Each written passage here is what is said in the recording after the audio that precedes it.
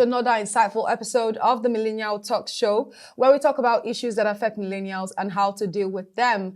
This is the last week in May 2022, and definitely this is the last episode for the month of May. Well, we have been talking about diverse topics from the beginning of the month of May, and today is not going to be any different. We have something different to talk about as well. And we have something for the small businesses. So if you're an SME, small, nano, micro business, this episode is definitely for you. So stick around for all the juicy information that we have for you. Well, Nigeria's Africa's largest economy has a unique demographic that is predominantly young people from the age of 18 to 45.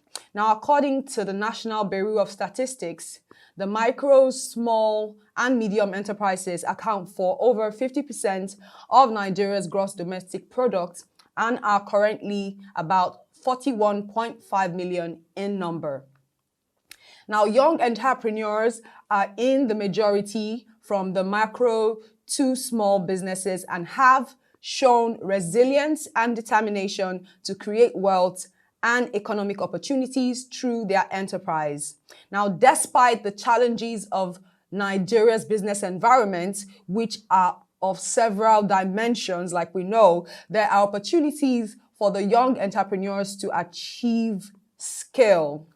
Now, in today's episode of the Millennial Talk Show, we will be exploring how young entrepreneurs can navigate the challenging Nigerian business environment. And with me, I have Mr. Bankole Akintujoye, the convener of the now rebranded Lagos SME Bootcamp. Welcome to the show, sir. Hi, thank you for having me. How's it going? It's going good. It's great to have you on the show. Let's go straight to the first question. But before you run into it, I'd like you to just give us a brief introduction about yourself. My name is Bankole. I'm a strategy professional. I support a lot of small and medium enterprises with strategy development, transformation, business planning, corporate turnaround, M&A, and all those kind of things. Of course, because a lot of small businesses cannot afford our services, we then set up the Lagos SME Bootcamp, now Caladium Lagos SME Bootcamp, to support some of these guys with business management capabilities. And we've supported over 4,500 MSMEs since then. Web TV is a very good partner of that platform. I'm also the co-founder and CEO of FeatherGap. It's a startup that we just developed to offer liquidity solutions to MSMEs in our ecosystem. All right, amazing. Thank you for that very elaborate, description of yourself. Let's go straight to the first question. So, in your opinion, how will you assess the ease of doing business in Nigeria? Now, what will you say that it has been very encouraging for young entrepreneurs in Nigeria, or the direct opposite? Okay, so I think that is the direct opposite. I think that there was a time when we were on the journey to making it better. That was when government set up PEBEC, the Presidential Enabling Business Council or something. Yeah. But then things have then taken the downhill since then. The ease of doing business in Nigeria is still struggling. According to the latest World Bank ratings, Nigeria ranked 131 out of 190 economies. And I think that's really poor. There's another, the platform called Enly and Partners.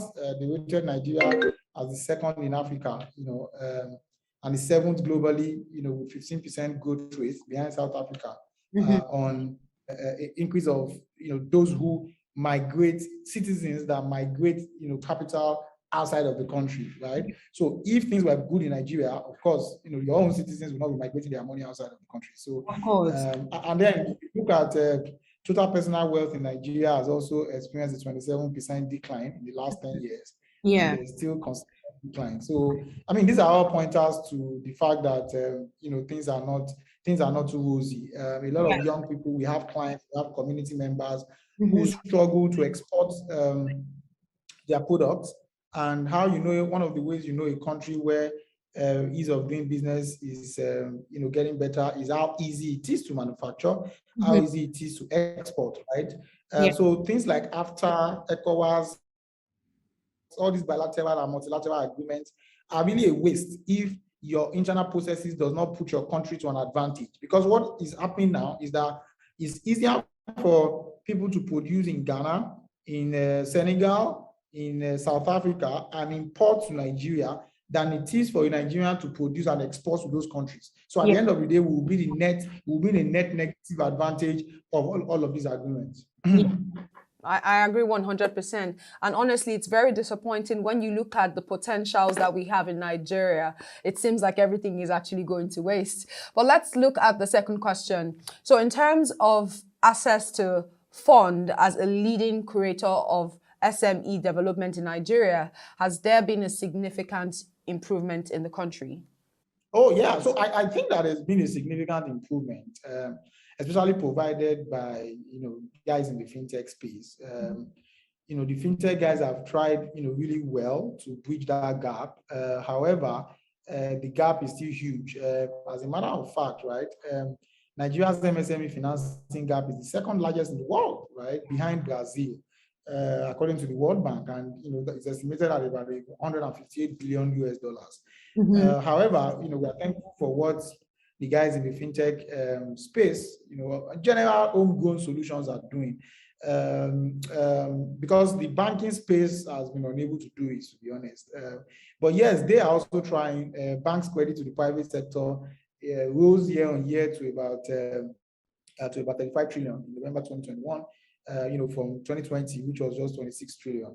But again, out of all of these, only less than 5% goes to MSME, while almost 30% goes to the oil and gas sector. So they need to continue. There needs to be an all-inclusive attempt or effort to increase lending to the MSME space. So if you look at even the NBS, right, our National Bureau of Statistics, they show that 7 in 10 customers of Nigerian banks do not have access to credit, right? And only 1.8, 1.9 million of the total 47 million BVN holders get loans in the first quarter of 2019. That's a drop in the ocean, right? That's outrageous. So access to credit for individuals, for young people, for millennials, access to credit for MSMEs is still very poor.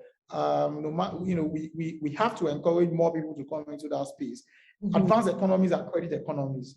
Insofar as our economy remains a cash-based economy, what it will mean is that if you are not rich enough to have high disposable income, you would always be limited in your ability to do business, in your ability to grow, because you do not have credit that will empower you to do more than your current capacity. And that's what we've done with the bootcamp, where we are trying to create, we've built an investment vehicle now called the Federal Gap to provide working capital solutions to young entrepreneurs who own small businesses and they are unable to scale because of limited working capital. Yeah, well, I agree with you and most of the comments that you have made. Anyways, the next question would be, when you look at the structure of youth entrepreneurship interventions from government and private sectors, what are the gaps that need to be addressed to unlock economic opportunities? Because I do believe there are gaps that need to be breached. So let's even look at some of the entrepreneurship interventions that we've had in the country. So we had youth entrepreneurship support, the YES program that the BOI did. It's meant to train youths, give them loans and all of that. I was on a panel with the BOI CEO some time ago, I can't remember when, and he mentioned that they had reached maybe about, I can't remember now, maybe 400 or 4,000, some drop in the ocean number, right, with that platform. Yeah. There's also the Empower platform that, public opinion has considered a woeful attempt to alleviate people from poverty, that, created some sort of jobs and then would give people 10,000, 20,000, 30,000, monthly. We also had the trader money. We had the youth enterprise with innovation. UWIN. I personally think that UWIN was one of the best initiatives ever. I don't know why that was discontinued. So I think that looking at all of these, right, I think one of the biggest gaps that exist across board is that their inability to scale, right? Yeah. We have about 41 million MSMEs in Nigeria. All of these initiatives combined has not even reached up to 1 million, right? Until we are able to reach our MSMEs at scale, right? In a way that whatever it is that we do, we are able to scale it in two ways. Number one, scale it in terms of the actual number of people that you are able to reach. Number two, scale it in terms of your beneficiaries. How do you monitor them from ground zero when you reach them with these initiatives? Ensure that their businesses scale on a continuous basis. And that's where impact assessment comes in, right? Yeah. And you may not be able to do impact assessment efficiently until you engage experts or professionals, right, in that space, strategy professionals, stakeholders who already have relationships with some of these guys, hubs, clusters, and all these people, and put them on your partner with them or collaborate with them or put them on your programs to drive encouragement of growth among these guys. I was at a session where one of the biggest, I'm not going to mention his name, one of the biggest promoters of entrepreneurship among young people was complaining that a lot of the beneficiaries of their initiative do not utilize the funding that they get, right? Because there is no M&E, right? How much more government, right? And that's what we do with the Lagos SME Bootcamp initiative. We have put in place a post-intervention structure that nurtures the relationship with these guys and checks their growth and continuously support them. So I think that's the biggest gap, right? The first is, how much are you disbursing? How are you able to monitor how much you are disbursing? What is the relevance of the cost that what you are disbursing to the total value or size of their business? And how can you ensure that you tie what you are disbursing to something specifically that is integral to the operations of their business? Number two is mentorship and coaching, right? Who do you identify experts that you can map to these guys, technical experts, business management experts, financial experts, that can monitor them so that they have the requisite knowledge so knowledge is a continuum, right? So after you have intervened in their business, do you then map them to mentors to ensure that there's a continuous, mentorship to guide them to scale, right? And then, I think there's a lot more. Regulation is also a big gap. You encourage these guys on one hand, and then you stifle them on the other hand with regulation, multiple taxation. So there are so many of them in terms of the gaps. And we'll continue to talk and continue to provide solutions to how we can plug this gap. All right, that's amazing. Well, I have one final question, and in 30 seconds, what are your final words to this conversation on young entrepreneurs in Nigeria as a convener of the Lagos SME Bootcamp? Yeah, my final words is that I will continue to encourage the young people. There are tremendous opportunities in this country, tremendous opportunities. And you look around you in every sector, there is a problem. And where you are in an environment where there are abundant supply of problems, then there will be abundant supply of solutions, right? In terms of, or abundant opportunity to supply solutions. And I would encourage young people to continue to be solution driven. If you're solution driven, then you are value driven. If you are value driven, there is an opportunity to create wealth. Yes. Yes. Thank you for all the insights that you've shared. And I hope that the entrepreneurs out there listening would have picked some very important things from this conversation. Well, thank you for being on the show, and thank you for coming on such short notice. Thank you very much. Thank you for having me. Bye-bye. All right, guys, you have heard it here. I do hope that if you are an entrepreneur or running a small, medium scale business, you'd pick up a thing or two from this conversation. And of course, there's always more. So if you'd like to find out more about the financial market and personal finance, don't forget to visit our website, www.proshare.co. Keep watching.